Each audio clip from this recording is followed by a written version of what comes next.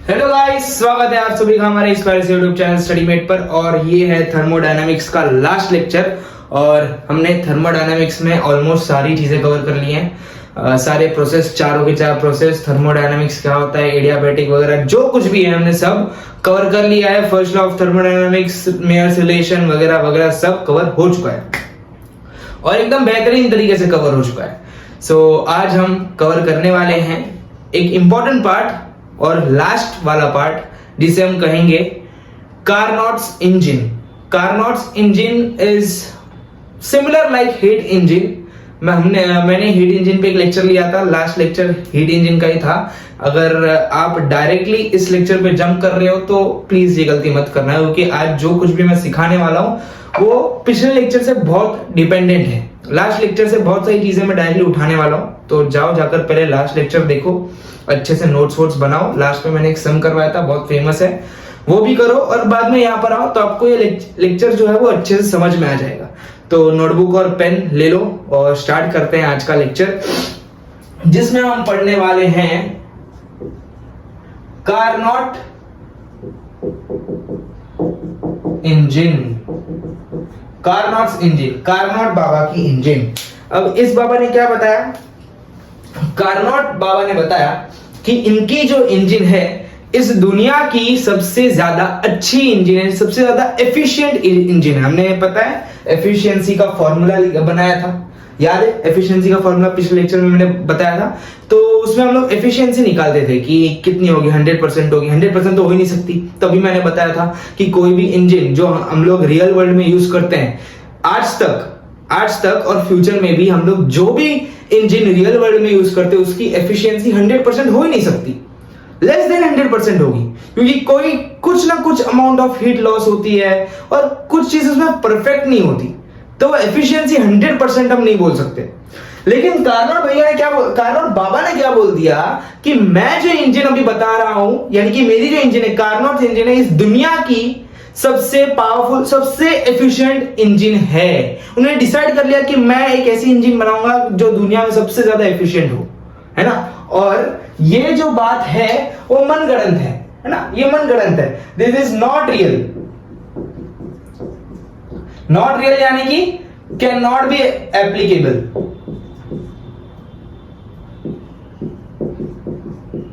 है ना, बताता हूं, ध्यान थोड़ा सा सब्र करो, है ना। और सच्चाई ये है कि कार्नोट इंजन जितनी एफिशिएंट इंजन आज तक कोई बना भी नहीं पाया।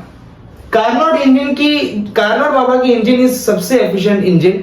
आज तक कोई ऐसी इंजन बना नहीं पाया और इन्होंने भी कभी अपनी इंजन ऐसे कोई बनाई नहीं है। ये जो कहानी है ये रियल नहीं है, ये सिर्फ थियोरेटिकल है। बता दिया कि अगर कोई इंजन को सबसे ज्यादा एफिशिएंट बनाना तो कैसे बनाया जाए, है ना। ये सिर्फ कहानी है, ये सिर्फ थियरी है, रियल नहीं है। हम उसे अप्लाई नहीं कर सकते। कैसे, क्यों अप्लाई नहीं कर सकते वगैरह मैं आपको सब बताऊंगा।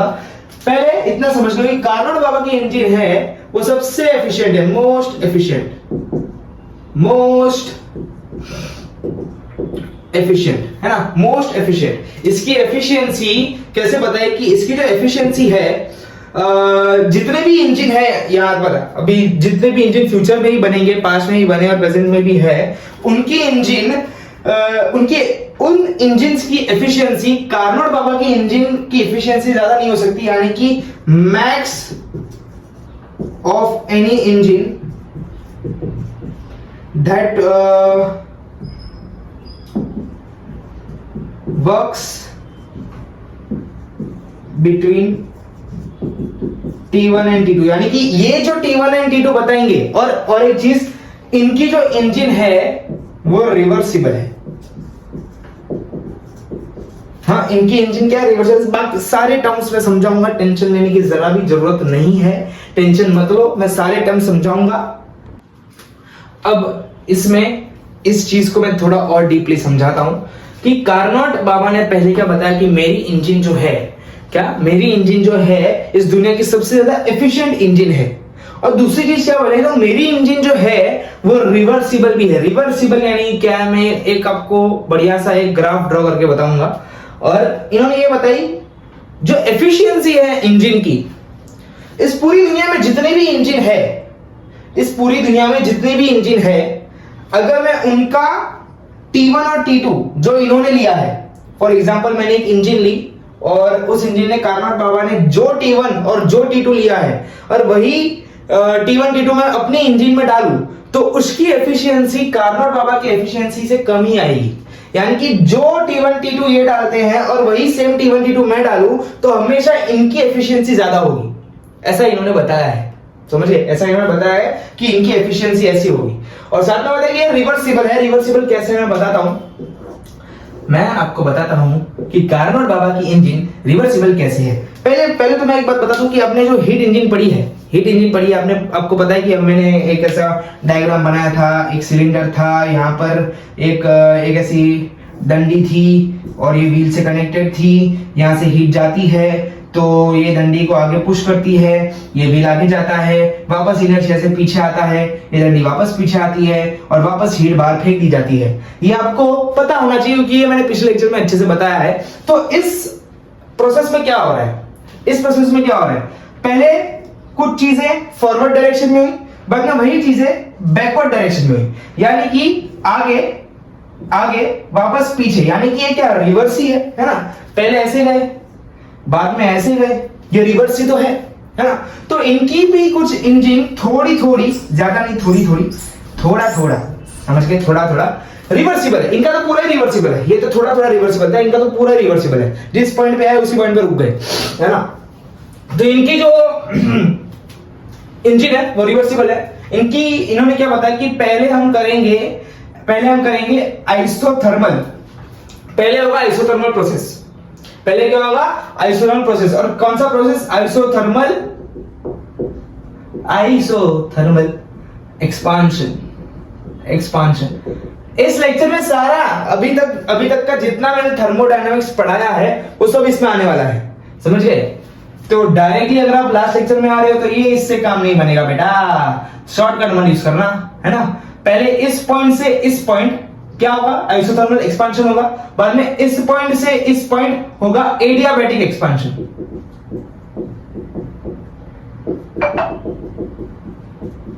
बाद में हम जाएंगे रिवर्स जाएंगे, यहां पर होगा आइसोथर्मल कंप्रेशन,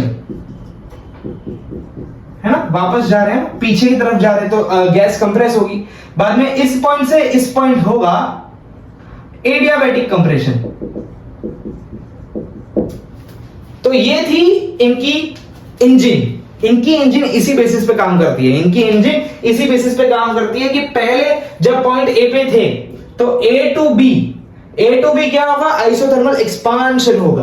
बाद में बी टू सी जब जाएंगे, यानी कि पहले क्या हुआ, यहां पर जो हीट इंजन थी, है ना, यहां पर पहले हीट आई। ओके, हीट आने के बाद ये हीट आई एक प्रोसेस, बाद में हीट ने इसको धक्का मारा दूसरा प्रोसेस, बाद में व्हील ने इसको वापस धक्का मारा तीसरा प्रोसेस, और हीट बाहर ले और चौथा प्रोसेस। ऐसा हम समझ सकते हैं, है ना, ऐसा हम समझ सकते हैं। तो यहां पर पहले क्या हो रहा है, पहले एक्सपांशन होगा, पहले 2 एक्सपांशन होगा, बाद में 2 कंप्रेशन होगा, यानी कि साइक्लिक रिवर्सिबल। पहले एक्सपांड हुआ आइसोथर्मल एक्सपांशन, बाद में एडियाबैटिक एक्सपांशन, बाद में वापस आइसोथर्मल कंप्रेशन, रिवर्स। पहले ए से बी से सी गए, ए बी सी, अब बाद में सी से रिवर्स जाएंगे, आइसोथर्मल कंप्रेशन, बाद में एडियाबैटिक कंप्रेशन। पहले जैसे गए थोड़ा आगे गए, बाद में थोड़ा पीछे आए, यानी कि पहले एक्सपांशन बाद में कंप्रेशन, यानी कि रिवर्सिबल ये प्रोसेस। ये इंजन कैसा है, रिवर्सिबल है। ये इंजन कैसा है, रिवर्सिबल, याद रखना। कारनाट बाबा की इंजन रिवर्सिबल है। और इस पे और थोड़ा हम लोग डीप डाइव लेंगे। क्या लेंगे, डीप डाइव, यानी कि हम लोग और डीप में इस पे चर्चा करेंगे। इसके बहुत सारे रिलेशंस भी हैं। कारनाट बाबा ने और एक चीज बताई कि हमने जो एफिशिएंसी निकाली कि 1 माइनस Q2 वाला नहीं, Q2 तो मैं हूं, Q2 यानी कि heat of 2, Q2 not that Q2, CUTU। आजकल क्या बताऊं, अभी कारनाट बाबा ने बताया कि ये जो एफिशिएंसी हमने निकाली है, ये कारनाट इंजन के लिए हम ऐसे भी लिख सकते हैं। हमने सिर्फ यहां तक निकाला था। हीट इंजन क्या बोलती है, हीट इंजन बोलती है कि efficiency is 1 minus Q2 upon Q1। लेकिन कारनाट बाबा क्या बोलता है, मेरे इंजन की efficiency is also equal to 1 minus T2 upon T1। तो ये रिलेशन कैसे हम वो भी डिराइव करेंगे, एकदम धीरे धीरे। अब पहले मैं आपको इस पूरी कहानी के बारे में बताऊंगा कि एक्सपांशन कंप्रेशन क्या वाला है, कैसे सब होने वाला है, वो सब मैं आपको पहले बताऊंगा कि कार्नोट बाबा ने सबके सामने इस थियरी को कैसे रिप्रेजेंट किया, वो भी मैं बताऊंगा।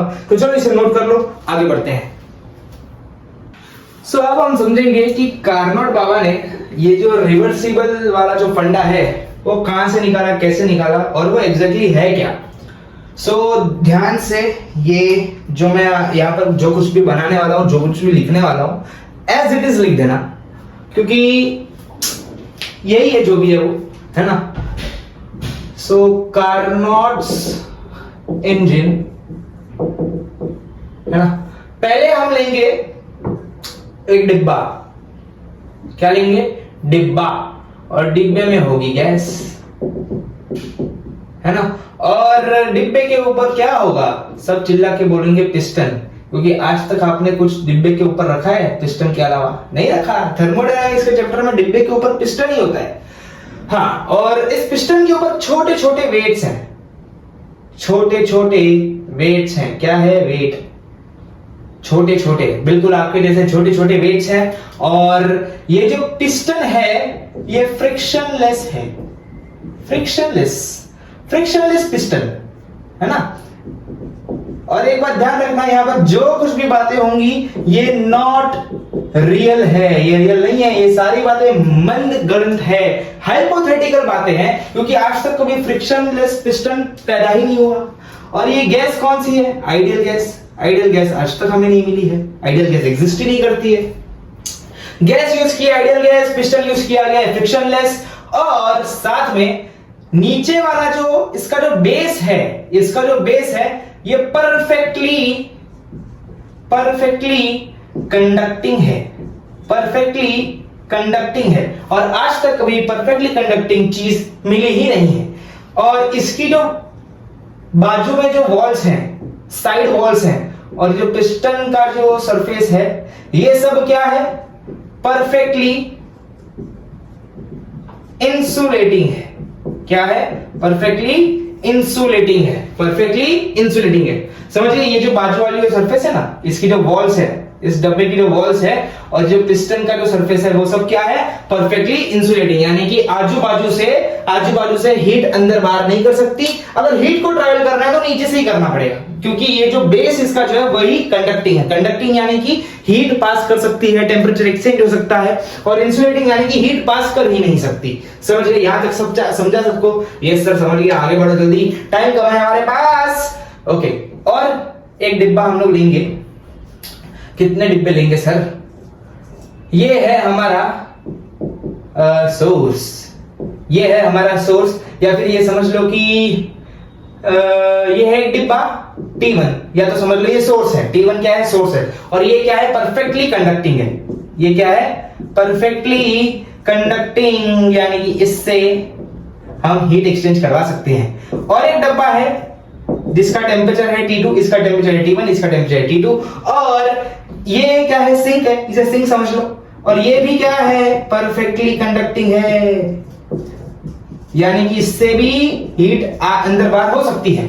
और इन दोनों में इतनी हीट है, इन दोनों के अंदर इतनी हीट एनर्जी है, भर भर के हीट एनर्जी है, ओशन ऑफ हीट एनर्जी, यानी कि इसके अंदर इनफाइनाइट हीट है, इनफाइनाइट हीट है ना, इनफाइनाइट हीट। अभी अगर मैं आपको एक बात बताऊं कि समंदर से आपको 2 लीटर पानी निकालना है, तो क्या समुद्र को कुछ फर्क पड़ेगा? समंदर से आपको 10 लीटर 100 लीटर पानी निकालना है, क्या कुछ समंदर को कुछ भी फर्क पड़ेगा? 100 लीटर पानी निकालेंगे तो भी कुछ भी नहीं पड़ेगा। वही चीज है कि इन 2 डिब्बों के अंदर इतनी सारी हीट है कि थोड़ी सी भी हीट अगर मैं ले लूं, तो इन 2 डिब्बों को कुछ भी फर्क पड़ने वाला नहीं है, कुछ भी फर्क पड़ने वाला नहीं है, समझ गए? और एक डिब्बा, जो लास्ट डिब्बा है, वो हम लेंगे स्टैंड। क्या लेंगे? स्टैंड। और ये परफेक्टली इंसुलेटिंग है, समझे? ये क्या है, परफेक्टली इंसुलेटिंग है। यहां तक क्या सबको समझ में आया?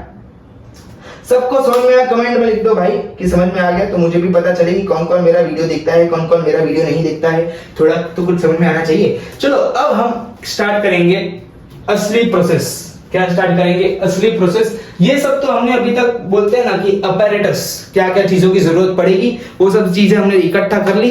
अब हम मेन एक्सपेरिमेंट करने वाले हैं कि वो जो रिवर्सिबल वाला पार्ट जो कार्नाड बाबा बता के गए, वो तो बता के चले गए, है ना, परेशानी हमारे सर पर छोड़ के चले गए।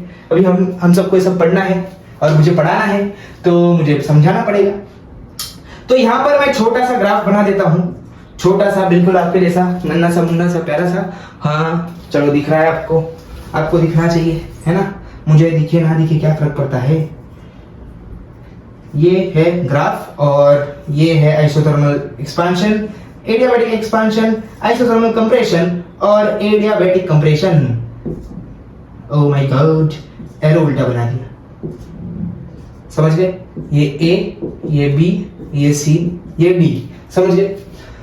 समझ में आया क्या? चलो अब हम पहला स्टेप नंबर 1, यहाँ पर कितने स्टेप है? ए से बी, बी से सी से डी और डी से ए, यानी कि 4 स्टेप है। यहाँ पर कितने प्रोसेस है? 1 2 3 4, 4 प्रोसेस हो रहे हैं। तो हम लोग यहाँ पर करने वाले हैं टोटल 4 स्टेप। तो ये है हमारा स्टेप नंबर 1। स्टेप नंबर 1 और स्टेप नंबर 1 में हम क्या करेंगे कि इस पूरे डिब्बे को हम सोर्स के ऊपर डाल देंगे, यानी कि T1 बॉक्स के ऊपर डालेंगे। ये क्या है हमारा? ये हमारा सोर्स है रे बबुआ, ये हमारा सोर्स है। सोर्स के ऊपर हम ये डब्बा डालेंगे, सोर्स के ऊपर डब्बे के नीचे, नहीं क्या बोल रहा हूं मैं, पागल बना दिया तुम लोगों ने मुझे। ये है T1 और ये इस डब्बे का जो नीचे वाला पोर्शन है, यानी कि इस डब्बे का जो बेस है ये परफेक्टली कंडक्टिंग है और ये जो सोर्स है वो खुद भी परफेक्टली कंडक्टिंग है। और क्या सर? और क्या? हमारी जिंदगी बर्बाद करके आपको मजा आ रहा है? ये सब क्या सिखा रहे हो? ये सब पढ़ने के लिए पैदा हुआ है? चुपचाप बैठो और पढ़ो।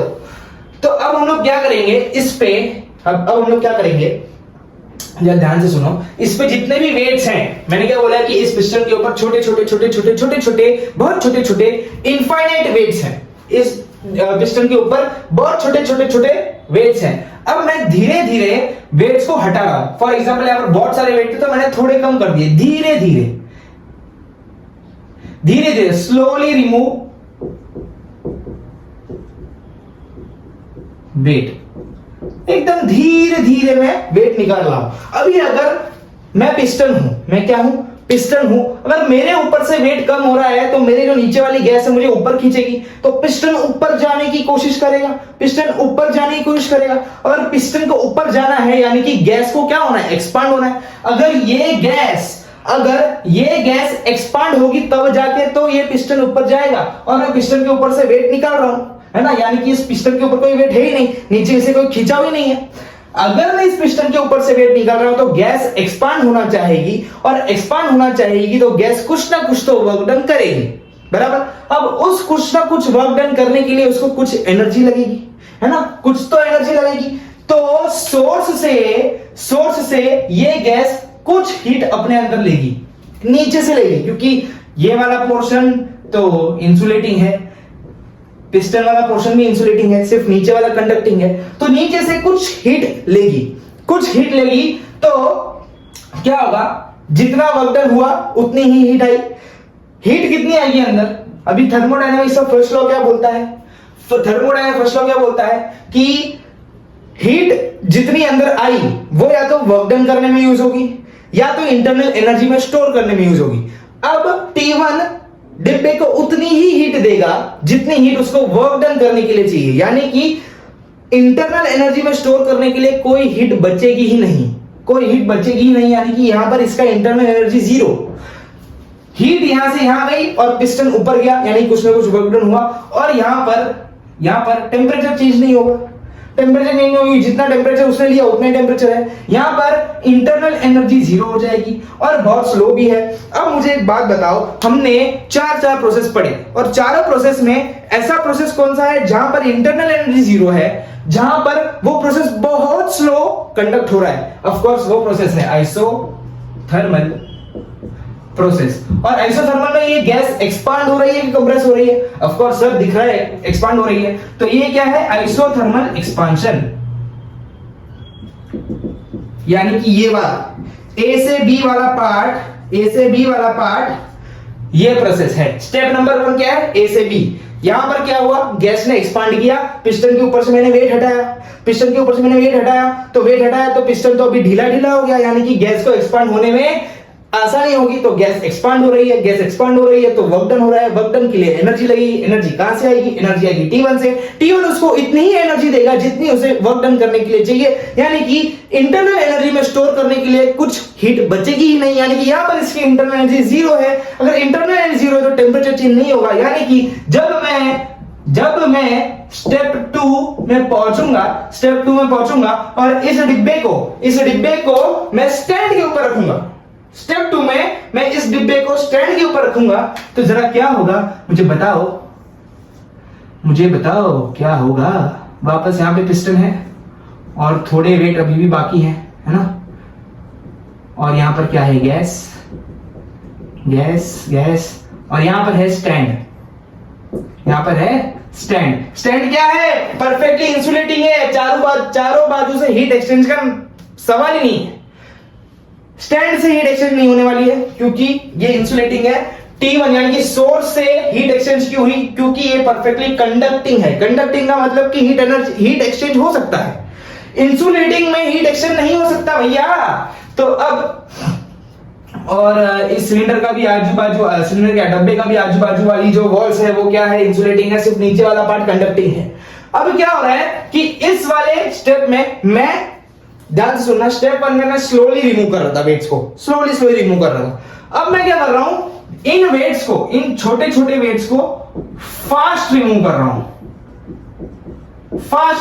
हूं, है ना। इन छोटे छोटे वेट्स को मैं फास्टली रिमूव कर रहा हूं, यानी कि अब क्या होगा बताओ। अब फास्ट रिमूव कर रहा है, फास्ट एक्सपांशन हो रहा है ना। अभी मुझे एक बात बताओ, कौन सा एग्जांपल दूं। अब ध्यान से सुनो। जब कुकर से सीटी बजती है, अगर मैं ये वाला एग्जांपल लेंगे, कुकर का एग्जांपल लेंगे। एक बार क्या हुआ था कि मुझे पता नहीं था कि कुकर को जब हम लोग गैस बंद कर देते हैं तो कुकर को कम से कम 10-15 मिनट ऐसे ही रहने देना चाहिए। मुझे पता नहीं था क्योंकि अंदर हवा का प्रेशर होता है। तो कुकर में भी सेम प्रोसेस ही हो रहा है। ध्यान से देखना, और मैंने जो गलती की है वो कभी भी मत करना। ये है आपकी सीटी और ये है इसका हैंडल, है ना। ये कुकर है, मैंने गैस बंद कर दिया। मम्मी नहीं थी घर पे, खिचड़ी बनाने को बोला था मम्मी ने और मेरा मूड बहुत खराब था, तो मैंने गैस को गैस बंद कर दिया। और जैसे ही गैस बंद किया मैंने तुरंत जैसे ही मैंने थोड़ा सा स्लाइड किया, ऊपर का जो ढक्कन है अपने आप उड़ के गिर गया और अंदर जो खाना था वो भी बाहर आ गया। यानी कि ये क्या कहना चाहता है, कुकर की जितनी भी आजू बाजू की सरफेस है वो परफेक्टली नहीं इंसुलेटिंग है, परफेक्टली नहीं इम्परफेक्टली, क्योंकि यहां पर कोई भी चीज परफेक्ट हो ही नहीं सकती। यहां पर जो भी बातें हो रही हैं ये रियल नहीं है। परफेक्टली जो यूज किया जा रहा है, परफेक्टली कुछ भी नहीं होता। तो यहां पर ये सारी जो वॉल्स है कुकर के वो इंसुलेटिंग है, यानी कि हीट अंदर बाहर नहीं होगी। जैसे ही मैंने इसको स्लाइड किया, यानी कि हीट को बाहर जाने का मौका मिला, और मैंने जैसे ही गैस बंद किया मैंने तुरंत उसे लिया, यानी कि बहुत फास्ट। अब यहां पर इन दोनों को रिलेट करना, मैंने यहां पर क्या बताया कि मैं तुरंत सारे वेट्स को बाहर निकालूंगा, फास्ट रिमूव वेट्स। और यहां पर भी मैंने क्या कुकर के जो ढक्कन को तुरंत एकदम फास्ट मैंने खोला, तो क्या हुआ, फटाक से गैस एक्सपांड होना स्टार्ट हो गई, यानी गैस फटाक से बाहर निकल गई। उसके अंदर का खाना भी बाहर आ गया, उतनी फास्ट गैस निकली कि अंदर का खाना भी बाहर आ गया, वो ढक्कन भी अपने आप खुल गया। तो गैस की स्पीड ज्यादा थी क्योंकि मैंने तुरंत उसे खोला, मैंने वेट नहीं किया। तो यानी कि इसका मतलब ये है, अगर मैं कुकर को थोड़ी देर के लिए 10-15 मिनट के लिए रहने देता, यानी कि यहां पर जो स्लो प्रोसेस हो रहा है, मैं थोड़ी देर के लिए रहने देता और बाद में खोलता, तो गैस तुरंत बाहर नहीं आती, स्लोली बाहर आती, है ना, स्लोली बाहर आती। तो जब मैं स्लोली ओपन करूंगा तो गैस भी स्लोली एक्सपांड होगी, यानी कि ये क्या है, आइसोथर्मल एक्सपांशन, यानी कि थोड़ी एक्सपांड होगी। लेकिन जैसे ही मैं फटाक से सारे वेट्स को निकाल रहा हूं, यानी कि गैस जूम करके बाहर आएगी, यानी कि गैस फटाक से बाहर आ जाएगी, जैसे कुकर में होता है। जैसे अगर मैं गैस बंद करके तुरंत अगर ढक्कन खोलूंगा तो अंदर का जो खाना है वो भी बाहर आ जाएगा, गैस भी बाहर आ जाएगी, ढक्कन भी अपने आप खुल के उड़ जाएगा। तो ये क्या कहना चाहता है, अगर मैं फास्ट रिमूव करूं तो यहां पर हीट एक्सचेंज होने का तो टाइम ही नहीं मिलेगा, पहली बात तो हीट एक्सचेंज नहीं होगी, और साथ में स्टैंड जो है वो इंसुलेटिंग है, तो यहां पर हीट एक्सचेंज नहीं होगी। तो यहां पर जो भी वर्क डन होगा वो इंटरनल एनर्जी की वजह से होगा। वो किसकी वजह से होगा?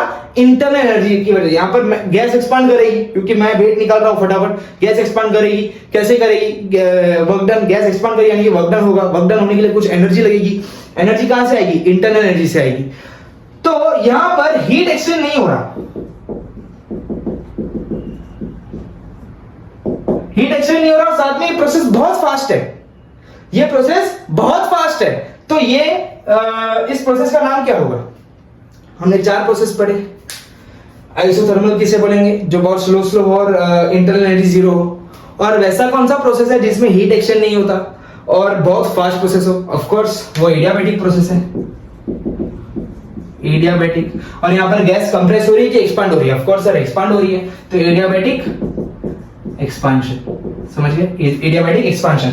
और अगर मैं इस स्टेप 1 में प्रेशर है P1, वॉल्यूम है V1 और टेम्परेचर T1, तो जब स्टेप 2 में जाएंगे प्रेशर और वॉल्यूम दोनों बढ़ रहा है तो P2 और V2 हो जाएगा। लेकिन यहां पर इंटरनल 0 था और आइसोथर्मल प्रोसेस था, तो स्टेप 2 में भी T1 चेंज नहीं होगा, T1 का T1 ही रहेगा, T1 चेंज नहीं होगा, समझ गए? T1 चेंज नहीं होगा, T1 चेंज नहीं होगा, ये बात ध्यान रखना कि T1 चेंज नहीं होने वाला है। अब हम बात करेंगे स्टेप 3 के बारे में। अब तो आपको थोड़ा थोड़ा आइडिया आने लग गया होगा, क्योंकि मैं किसकी बात कर रहा हूं, आपको आइडिया आने लग गया होगा। चलो अब बात करते हैं स्टेप 3 के बारे में। चलो एकदम धीरे धीरे जाएंगे, हमें किसी बात की भी जल्दी नहीं है ना। स्टेप 3। अब स्टेप 3 में इसी डब्बे को मैं किसके ऊपर डालूंगा? अब किसके ऊपर डाला जाए? मार दिया जाए या छोड़ दिया जाए, क्या कर दिया जाए? अब मैं इसको डालूंगा सिंक के ऊपर। ये क्या है? सिंक। मैं इस डब्बे को डालूंगा, कहां डालोगे सर? किसके ऊपर डालोगे? हमारे सर के ऊपर डालोगे? नहीं, मैं सिंक के ऊपर डालूंगा, टेंशन मत लो। मैं डाल दिया इसको सिंक के ऊपर, जिसका टेम्परेचर है T2। ये सारी वॉल्स परफेक्टली इंसुलेटिंग है, ये भी इंसुलेटिंग। सिर्फ नीचे वाला जो बेस है वो कंडक्टिंग है, यानी कि नीचे वाले बेस की मदद से जो भी होगा वो हीट एक्सचेंज वहीं से होगा, उसके बाहर से नहीं होने वाला। और ये जो सिंक है वो भी परफेक्टली कंडक्टिंग है, तो वो भी हीट दे सकता है। अब यहाँ पर थोड़ा सा ध्यान दो। अब स्टेप 3 में, अब तक मैं स्टेप 1 और स्टेप 2 में वेट को निकाल रहा था, ध्यान से देखना। अब तक एक्सपांशन हो रहा है, यानी कि मैं A से B गया, A पे था P1 V1 T1, B पहुंच के हुआ P2 V2 T1, है ना, P2 V2 T1। अब जरा ध्यान से देखना, कैसे देखना, ध्यान से देखना, इसे मैं बाद में लिखूंगा पूरा सब एक्सप्लेन करने के बाद। A से B गए, B से C गए, A से B गए, B से C गए। A से B क्या किया? Isothermal expansion, okay. B से C किया एडियाबैटिक एक्सपांशन। अब होने वाला है कंप्रेशन। अब हम करेंगे रिवर्स प्रोसेस करने के लिए मैं इस बार यहां पर वेट डालूंगा, निकालूंगा नहीं, इसके ऊपर मैं वेट डालूंगा। तो मैं स्लोली पुट वेट, यानी मैं स्लोली वेट डालूंगा, टपक करके डालूंगा। स्लोली वेट मैंने डाला, है ना, स्लोली मैंने वेट डाला। अब अगर मैं स्लोली वेट डाल रहा हूं, तो क्या होगा? गैस कंप्रेस होगी, पिस्टन नीचे जाने की कोशिश करेगा, है ना। अब अगर, है ना, ये पिस्टन है, मैं इसके ऊपर वेट डाल रहा हूं, तो पिस्टन के ऊपर प्रेशर आ रहा है कि पिस्टन नीचे जाने की कोशिश करेगा। अगर पिस्टन नीचे जाने की कोशिश करेगा तो गैस क्या होगी? कंप्रेस होगी। अगर गैस कंप्रेस होगी तो उसको कुछ हीट बाहर फेंकनी पड़ेगी, क्योंकि एनर्जी की जगह ही नहीं है, कुछ हीट बाहर फेंकनी पड़ेगी। देखिए मुझे एक बात बताओ, जब ये हीट बाहर फेंकेगा तो उसका टेम्परेचर कम होगा। ऑफ कोर्स अगर मैं है ना। अगर क्या करूं अगर मैं जो हमारा माइक्रोवेव होता है, माइक्रोवेव में गर्म होने के बाद, कुकर का एग्जांपल लेते हैं, बार बार वो नहीं करना। कुकर को मैं जब खोल दूं, खोलने के बाद उसके अंदर से गैस बाहर निकलेगी, यानी कि थोड़ी देर के बाद क्या हो जाएगा, उसका टेम्परेचर कम हो जाएगा। तो वैसे ही कुछ चीज है यहाँ पे, जब मैं गैस को कंप्रेस करे जा रहा हूं, तो कंप्रेस जब करूंगा तो उसकी हीट कम होगी, इसका टेम्परेचर कम होते जाएगा, टेम्परेचर बढ़ेगा नहीं, टेम्परेचर कम होगा, फॉल इन टेम्परेचर। तो उसको कुछ हीट एनर्जी बाहर देनी पड़ेगी। अब कौन सी हीट एनर्जी, कितनी हीट एनर्जी वो बाहर देगा, कितनी हीट एनर्जी बाहर देगा, T2 टेम्परेचर की हीट एनर्जी वो बाहर देगा। समझ गए मैं क्या बोल रहा हूं, आपको समझ में आ रहा है कि वो कितनी हीट एनर्जी बाहर देगा। यहां तक स्टेप 1 स्टेप 2 में स्टेप 1 में ये टेम्परेचर सोर्स से ले रहा था, सोर्स से हीट ले रहा था, लेकिन इस स्टेप में ये सिंक को हीट देगा,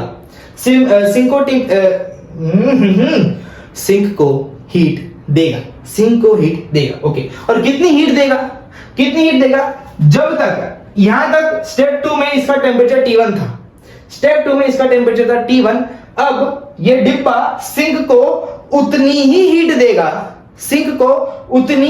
देगा, जब तक इसका टेम्परेचर T2 तक पहुंच नहीं जाता, जब तक उसका टेम्परेचर T2 तक पहुंच नहीं जाता। मेरी बात को ध्यान से सुनो, ये हीट इसको कब तक देगा, और हीट को देगा क्योंकि मैं इसे कंप्रेस कर रहा हूं, इस पिस्टन के ऊपर मैं वेट डाले जा रहा हूं, स्लोली वेट डाल रहा हूं, यानी कि पिस्टन धीरे धीरे नीचे आ रहा है। अभी धीरे धीरे नीचे आएगा तो गैस कंप्रेस होना स्टार्ट हो जाएगी, यानी गैस अब हीट बाहर छोड़ेगी, एनवायरनमेंट को छोड़ेगी। अब नीचे से हीट बाहर निकलेगी और सिंक के अंदर जाएगी, और सिंक को डिब्बा कितनी हीट देगा, उतनी ही हीट देगा जब तक वो टेम्परेचर T1 से T2 तक नहीं पहुंचता।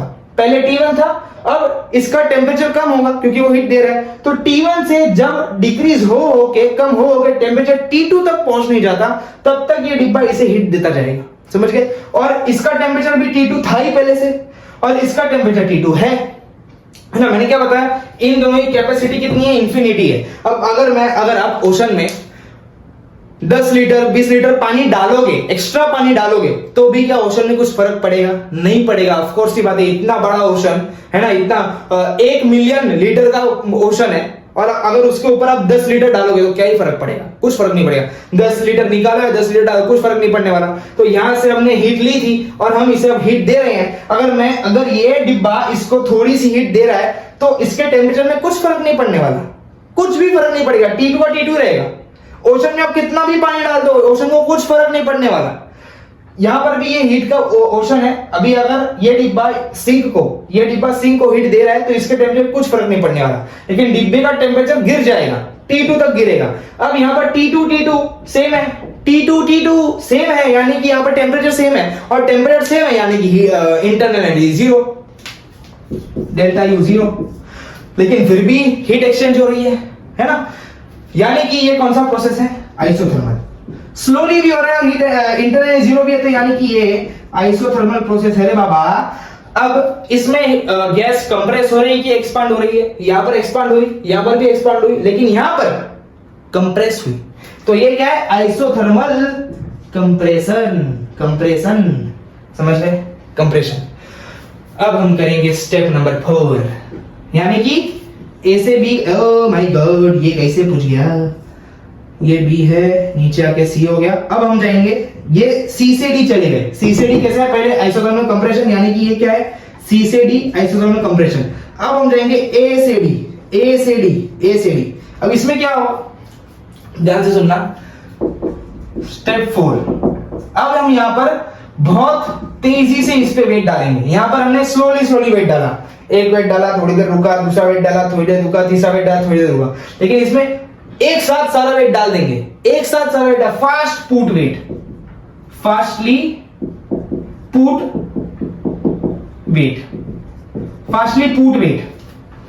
पुट।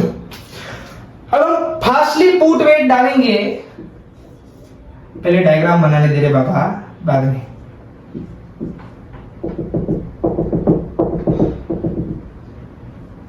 और हमने इसे वापस किस पे डाल दिया, स्टैंड पे डाल दिया। इस बार हमने इसे डाला है स्टैंड पे, और स्टैंड क्या है, परफेक्टली इंसुलेटिंग, यानी कि इससे कुछ हीट एनर्जी एक्सचेंज नहीं होने वाली है, और आजू बाजू का इंसुलेटिंग है। सर पता है, कितनी बार बताओगे यार, आगे बढ़ो, बहुत टाइम नहीं है हमारे पास, बहुत कम टाइम। तो इस बार हम एकदम फास्टली वेट डालेंगे। यहाँ पर बहुत सारे वेट हो गए, बहुत सारे वेट हो गए, बहुत सारे वेट हो गए,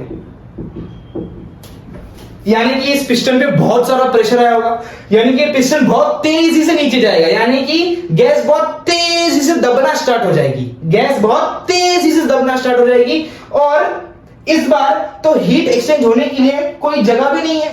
स्टैंड तो इंसुलेटिंग है, स्टैंड क्या इंसुलेटिंग, भले इस डिब्बे का बेस कंडक्टिंग है, लेकिन वो कंडक्टिंग बेस किसके ऊपर है, इंसुलेटिंग सरफेस के ऊपर। ये स्टैंड क्या इंसुलेटिंग है, यानी कि हीट एक्सचेंज तो होगी नहीं।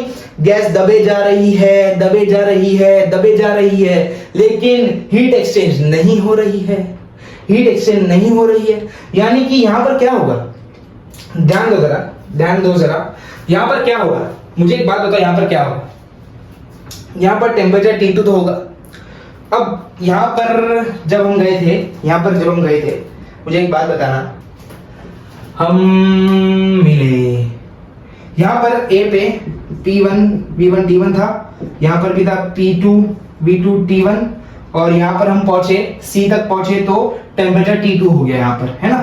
तो P2 P3 V3 T2, है ना। अब जब D पर पहुंचे, है ना, जब ये स्टेप 4 इनिशियली स्टेप 4 पर हम थे, तब इसका टेम्परेचर क्या था, इसी डिब्बे को। स्टेप 3 में जब डिब्बे का टेम्परेचर T2 हुआ, हम T2 टेम्परेचर डिब्बे को यहां पर लेके आए, यानी कि इनिशियली इसका टेम्परेचर T2 था, क्योंकि ये क्या, यहां से यहां आने के टाइम, यहां से पहले हम गए स्टेप 1 से स्टेप 2 में, बाद में हम गए स्टेप 2 से स्टेप 3 में, अब हम जा रहे हैं स्टेप 3 से स्टेप 4 में। अब ये जो स्टेप 3 से स्टेप 4 में जाने वाला प्रोसेस क्या है, आइसोथर्मल कंप्रेशन ही तो है। यहां से यहां जाएंगे तो आइसोथर्मल कंप्रेशन होगा, और आइसोथर्मल यानी कि टेम्परेचर तो सेम ही होने वाला है, T2 का T2 ही रहेगा। लेकिन यहां पर ध्यान देना, जब यहां पर पिस्टन तेजी से नीचे जा रहा है तो गैस तेजी से दब रही है, और हीट को बाहर निकलने की जगह ही नहीं मिल रही है, हीट बाहर निकल ही नहीं पा रही है, यानी कि गैस दब रही है, हीट भी है अंदर, यानी कि सब एकदम घुटन में रह रहे हैं। गैस दब रही है, हीट को बाहर निकलने की जगह नहीं है, यानी कि गैस एकदम गर्म हो जाएगी, इसके अंदर का टेम्परेचर बढ़ेगा, क्योंकि हीट एस्केप नहीं हो पा रही है, हीट को बाहर निकलना है ना। इसलिए ये क्या होगा, गैस दब रही है, हीट एस्केप नहीं हो पा रही, यानी कि इसके अंदर का टेम्परेचर बढ़ेगा, इसके अंदर का टेम्परेचर बढ़ेगा। यानी कि जब स्टेप 4 से स्टेप 1 में जाना होगा तो ये T2 टेम्परेचर बढ़ के T1 पर पहुंच जाएगा। यहां पर ध्यान रखना, T1 is greater than T2। पहले T1 था, बाद में स्टेप 2 पे जाने के टाइम भी आइसोथर्मल प्रोसेस हुआ, इसलिए T1 हुआ। लेकिन जब मैं स्टेप 3 में पहुंचा तो T1 कम होके टेम्परेचर T1 कम होके टेम्परेचर कहां पर पहुंचा, T2 तक पहुंचा। अब स्टेप 3 से स्टेप 4 में जाने के टाइम भी आइसोथर्मल था, तो T2 का T2 ही रहा। लेकिन स्टेप 4 से स्टेप 1 पर जाऊंगा तो T1 इंक्रीज हो के T1 तक, T2 टेम्परेचर इंक्रीज हो के टेम्परेचर T1 तक पहुंचेगा, और मैं इतना ही वेट डालूंगा इस पे, इतना ही वेट डालूंगा इस पे जितना इस गैस का टेम्परेचर T1 तक पहुंचाने के लिए सफिशिएंट है ना। मैं ज्यादा वेट नहीं डालूंगा, वरना इसका टेम्परेचर तो बहुत बढ़ जाएगा।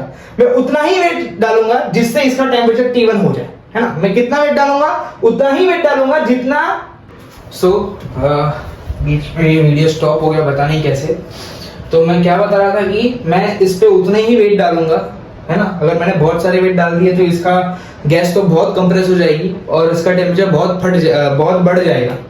तो मैं उस पर उतने ही वेट डालूंगा जितना इस टेम्परेचर T2 को बढ़ा के मुझे T1 तक पहुंचाना है, उतना ही वेट डालूंगा जिससे इसका टेम्परेचर T1 तक पहुंच जाए। ज्यादा वेट नहीं डालूंगा, उतना ही वेट डालूंगा जिससे इसका टेम्परेचर T1 तक पहुंच जाए, समझ गए। यानी कि कार्नोट साइकिल ऐसे प्रूव हो गई। देखो, सबसे पहले A से B हम लोग गए, A से B गए, बाद में B से C गए, है ना।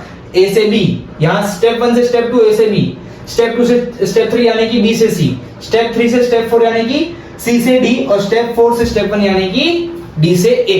यही है इसकी साइकिल, है ना। यही इसकी साइकिल, यानी कि रिवर्सिबल प्रोसेस, यही है इसका रिवर्सिबल प्रोसेस।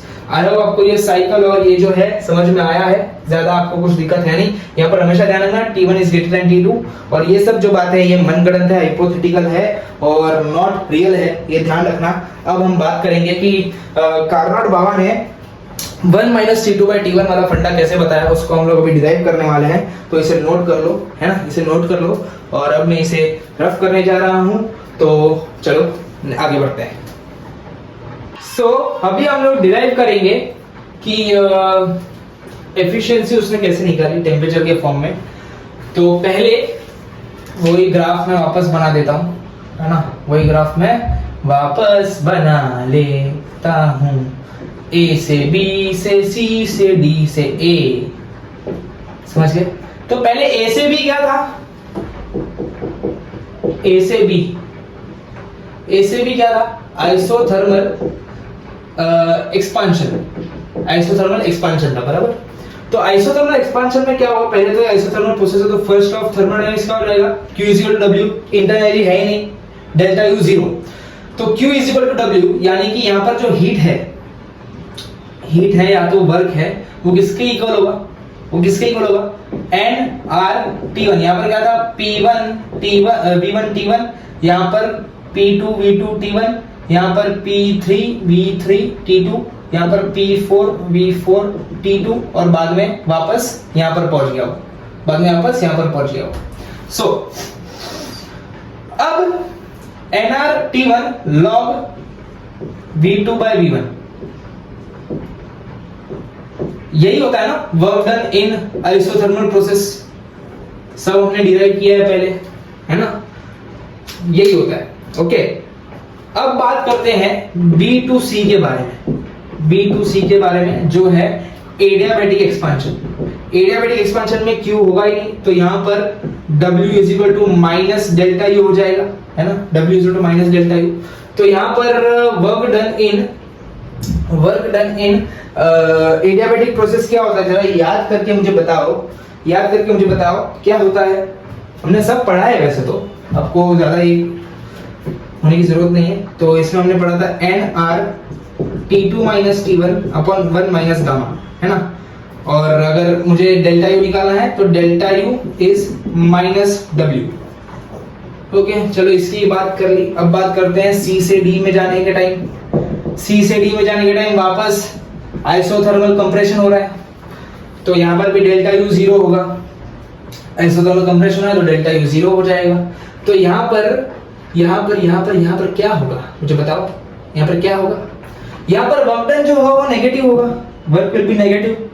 और यहाँ पर डेल्टा U 0 तो वर्क भी नेगेटिव हो जाएगा वर्क डन। और यहाँ पर क्या होगा कि nR यहाँ से यहाँ जा रहे हैं, बराबर, यहाँ से यहाँ जा रहे हैं, तो nRT2 और V4/V3 log V4/V3, मैंने इसको और अच्छे से लिखा हूं, nRT2 log V4/V3, है ना।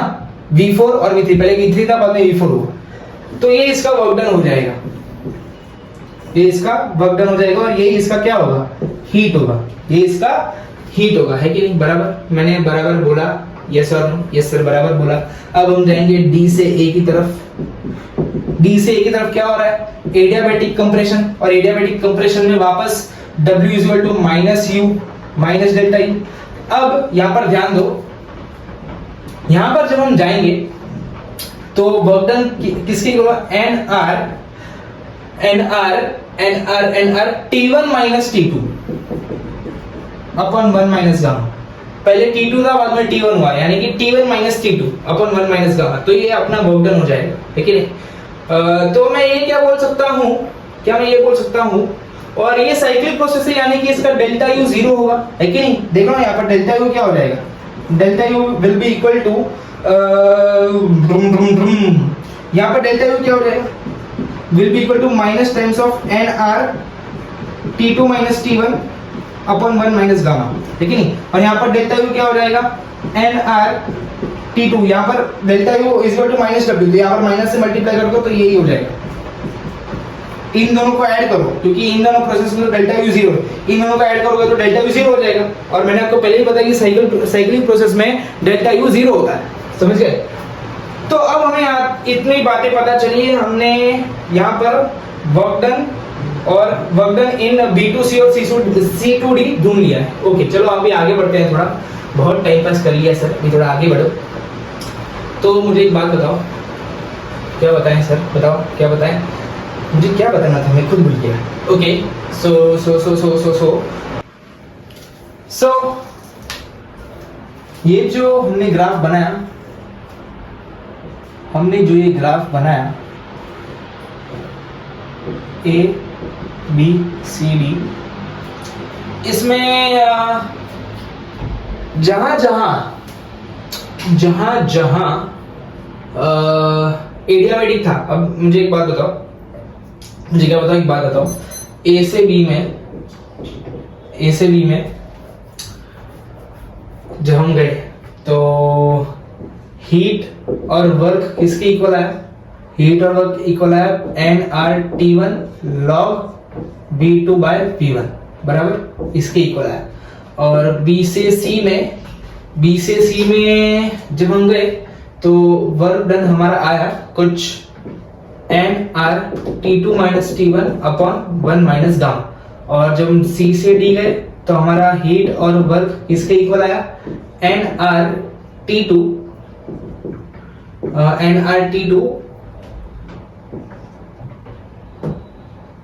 C से D में जाएंगे P1 P2 P3 P4।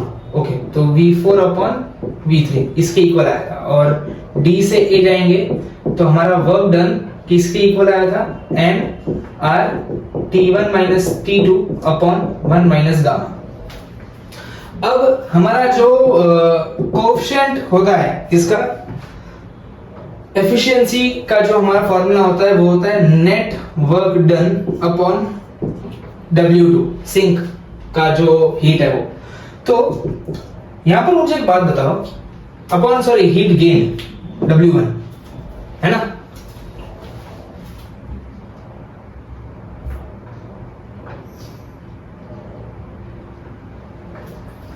Upon W1।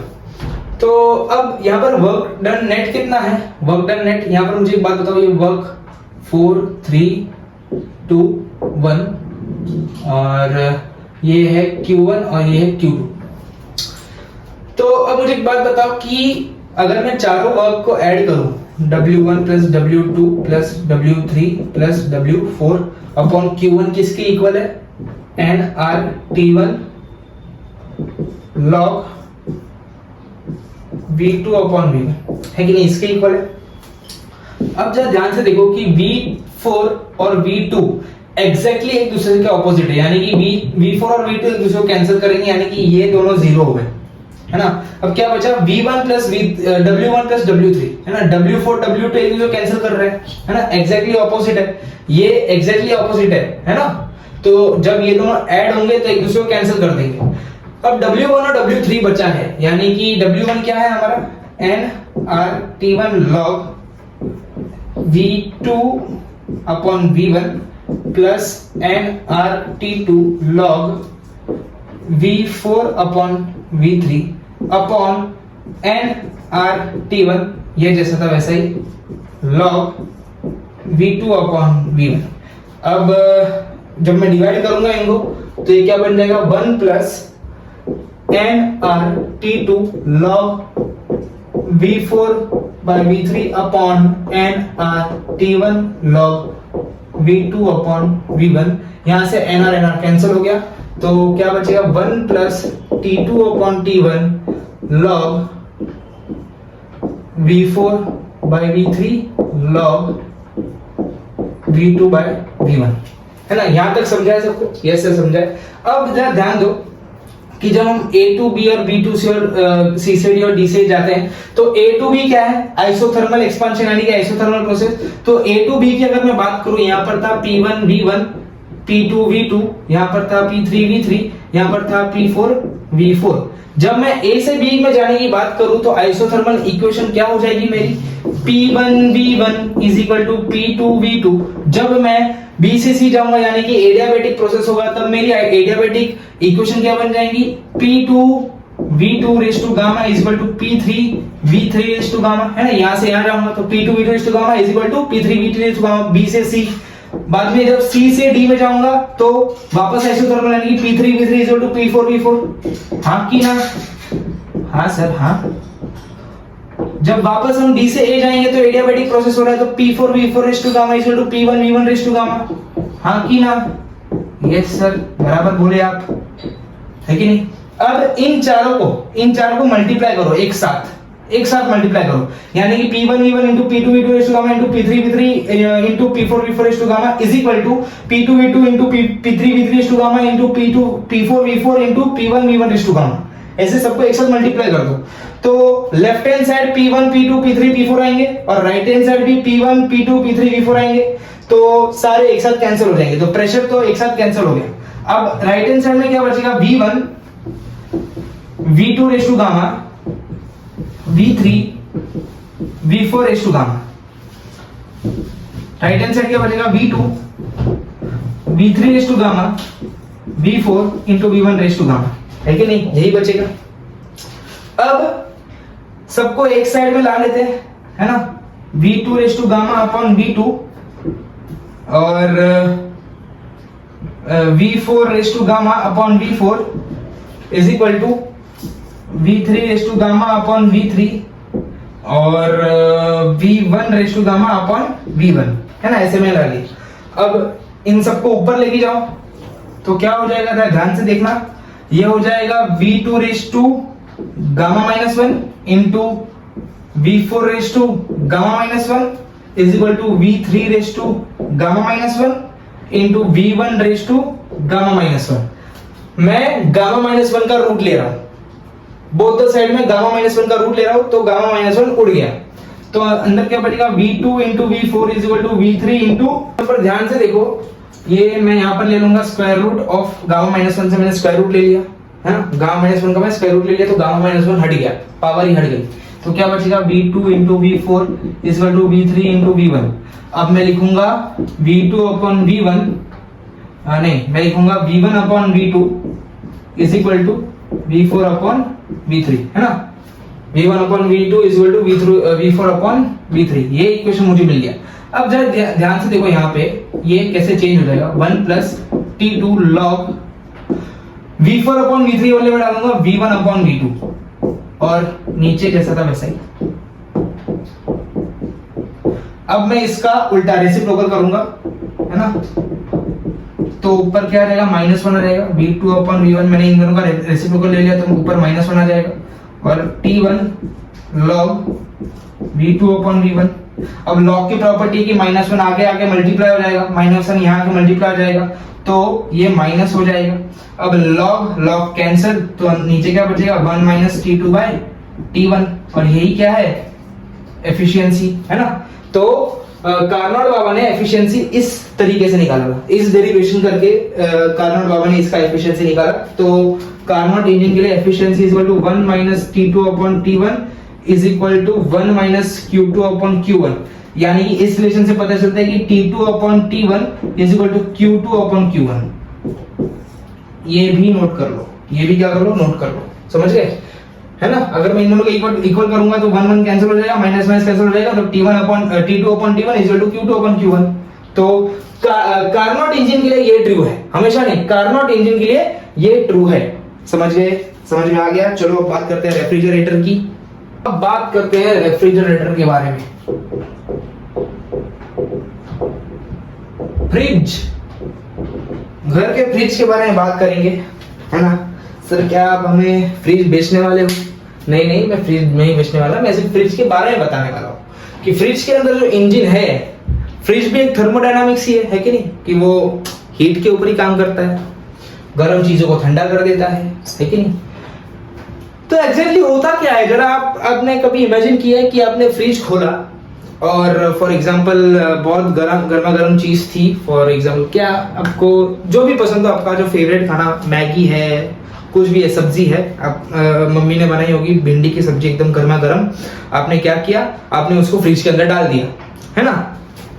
ये फ्रिज है और ये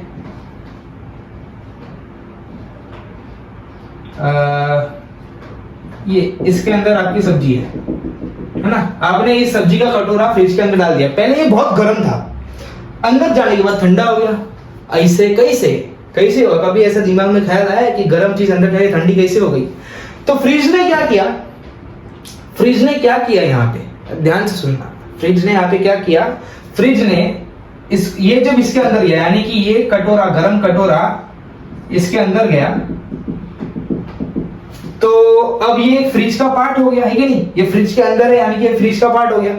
तो फ्रिज ने क्या किया, अपने अंदर जो गरम गरम कटोरा है, गरम गरम कटोरा है, तो फ्रिज ने अपने अंदर से हीट एक्सट्रैक्ट की। फ्रिज ने अपने अंदर से हीट एक्सट्रैक्ट की, हीट खींची उसने। फ्रिज ने क्या किया, हीट खींचा और हीट बाहर फेंकी। यहां से हीट लेके बाहर फेंक दी। फ्रिज खुद ठंडा है, फ्रिज अंदर पहले से ही ठंडा है, लेकिन क्या किया उसने, हीट अंदर से बाहर फेंकी। यहां पर टेम्परेचर T1 है, यहां पर टेम्परेचर T2 है। यहां पर ध्यान रखो T2 is greater than T1। ये हॉट बॉडी है, आपका सराउंडिंग क्या है, हॉट बॉडी। फ्रिज क्या है, कोल्ड बॉडी। जहां देख रहे हो हीट कोल्ड बॉडी से हॉट बॉडी में ट्रांसफर हो रही है। ऐसा होता है क्या कभी? नहीं होता है। हमेशा हीट कहां से कहां ट्रांसफर होती है, हॉट बॉडी से कोल्ड बॉडी। यहां पर क्या है, कोल्ड बॉडी से हॉट बॉडी, है ना। आपने खाना अंदर डाला, फ्रिज तो पहले से ही घर ठंडा है, तो फ्रिज के अंदर जो खाना है उससे उसने हीट खींची और बाहर फेंक दी। इन शॉर्ट, जब आप फ्रिज के बाजू में बैठोगे ना, फ्रिज के पीछे के साइड, फ्रिज के सामने नहीं, फ्रिज के पीछे के साइड थोड़ा बैठना, 15 मिनट बैठना, आपको पसीना आ जाएगा। क्यों पसीना आएगा? क्योंकि फ्रिज अपने अंदर से गर्मी बाहर फेंकता है। इन शॉर्ट, फ्रिज रूम को गर्म करता है। तो फ्रिज क्या करता है, अंदर से हीट ली, बाहर फेंक दी। यानी कि अगर मैं बात करूं, ये सोर्स है, यानी कि आपका रूम, और ये इंजन है, और ये सिंक है। तो ये क्या करता है, सिंक से, यानी कि अपने अंदर से हीट लेता है, अपने अंदर से हीट लेता है, और हीट आती नहीं है। मतलब क्या हीट चाहती है कि कोल्ड बॉडी से हॉट बॉडी में जाए? नहीं, हीट क्या चाहती है कि हीट चाहती है कि वो हॉट बॉडी से कोल्ड बॉडी में जाए। लेकिन हम जबरदस्ती कोल्ड बॉडी से हॉट बॉडी में लेके जाएंगे bye doing electrical work. Electrical work, है ना। जब आप स्विच ऑन करोगे तब जाके तो फ्रिज ठंडा होगा, और तब जाके तो वो गर्म हवा बाहर फेंकेगा, ठीक है नहीं। रेडिएटर तो होता है ना, वो रेडिएटर जो आपका होता है, वही तो गर्म हवा बाहर फेंकता है। तो जब इलेक्ट्रिकल वर्क, जब आपने स्विच ऑन किया तभी तो ये सब हुआ। तो by doing electrical work, sink से वो हीट लेगा और सोर्स को भेजेगा, यानी कि रूम में भेजेगा। अपने अंदर से हीट लिया, रूम में फेंका, अपने अंदर से हीट लिया, रूम में फेंका, यानी कि सिंक से हीट लिया, बाहर फेंक दिया। यानी कि मैं रेफ्रिजरेटर को बोल सकता हूं कि ये एक रिवर्स हीट इंजन है। बस डायरेक्शन का फर्क है ना। हीट इंजन में क्या होता था, हीट इंजन में उल्टा होता था, है ना। हीट इंजन में ऐसे होता था, सारी डायरेक्शन अलग है। देखो, यहां से हीट आई, थोड़ी हीट बाहर गई, बाद में यहां से हीट आई, थोड़ी हीट बाहर गई, और थोड़ा वर्क डन में गया, है ना। सबका डायरेक्शन अलग है, यहां पर डायरेक्शन अलग है, यहां पर हमें वर्क डन करना पड़ेगा। तो आपको पता चल रहा होगा हीट इंजन और रेफ्रिजरेटर में क्या फर्क है। हीट इंजन में इंजन वर्क करता था, और रेफ्रिजरेटर में हमें इंजन पे वर्क करना पड़ेगा, इलेक्ट्रिकल वर्क करना पड़ेगा, तब जाके ये होगा। तो अब जब डायरेक्शंस को देखो, सोर्स से हीट आई, वर्क डन हुआ और सिंक में गई। यहां पर सिंक से हीट आई, वर्क डन हुआ और सोर्स में गई। यानी कि यहां पर देखो, हीट और वर्क डन, हीट और सिंक से हीट आई और वर्क डन हुआ, सोर्स में गए। Add W plus Q2 is equal to Q1, W plus Q2 is equal to Q1, यानी Q1 is equal to W plus Q2। यहां तक समझा। अब यहां पर रेफ्रिजरेटर में होता है K को बोलते हैं कोएफिशिएंट ऑफ परफॉर्मेंस, समझ गए। तो K का फॉर्मूला क्या होगा? अभी परफॉर्मेंस कोई भी फ्रिज की अच्छी कैसे होगी, क्या लगता है कैसे होगी? अगर अपने फ्रिज में गर्मा गर्म सब्जी डाल दी, और अगर उस सब्जी को ठंडा करने के लिए फ्रिज ज्यादा इलेक्ट्रिसिटी खा रहा है, तब क्या बोलोगे? ये बिल ज्यादा आ रहा है और ये फ्रिज की परफॉर्मेंस बहुत बुरी है।